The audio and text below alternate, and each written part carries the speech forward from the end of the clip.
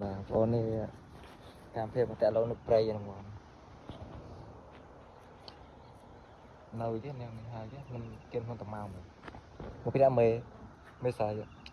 muốn đi cà rê mó rồi đâu có cái đèn qua nó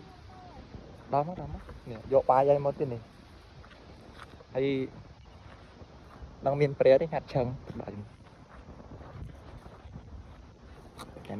và chân đó rồi ra kiện phải cái gì cái đá mà nín cái gì cái đá tên nó chia chia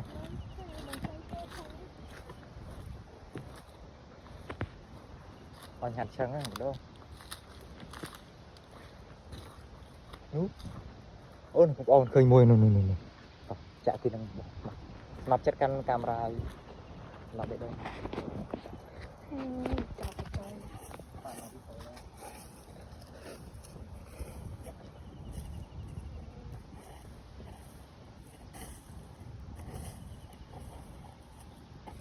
Thu về đây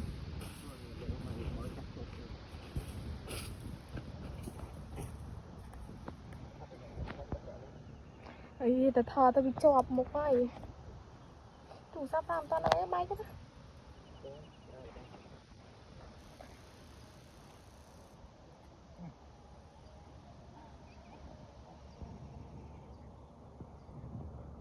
หันเลาะด้วยชายสองไอ้น่ะ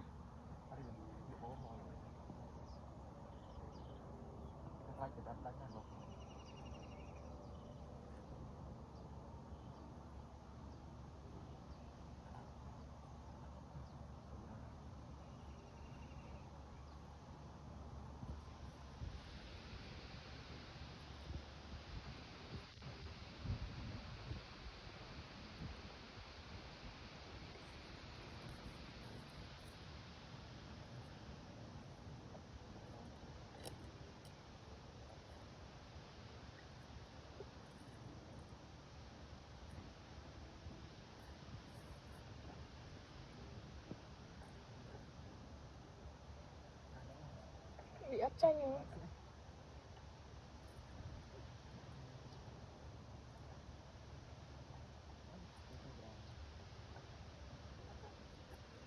lục đang chạm bây giờ